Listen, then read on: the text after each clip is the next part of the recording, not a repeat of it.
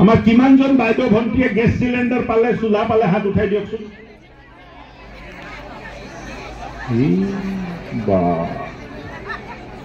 এতিয়া চকুৰ পৰা চকু পানী ওলাই নে নোলায়? ধোঁৱা লাগিলে ওলাই নে নাই? নোলায়।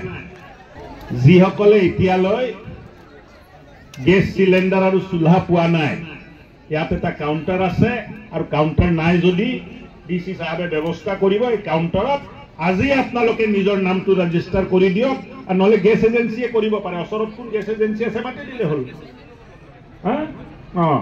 যোন যোন নাই এপ্লাই কৰিব, আপোনালোকেও গেছৰ চুলা আৰু চিলিণ্ডাৰ পাব। এটা সময় আছিলে দুখীয়া,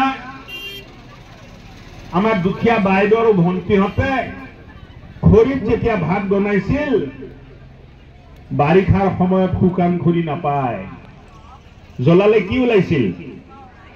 কি ওলাইছিল? আৰু ধোঁৱা যেতিয়া চকুত লাগে কি ওলাইছিল? কি ওলাইছিল?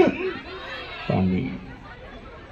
নৰেন্দ্ৰ মোদী ডাঙৰীয়াই আমাৰ দুখীয়া বাইদেউ আৰু ভণ্টিহঁতৰ চকু পানী মুছাৰ কাম কৰিছে।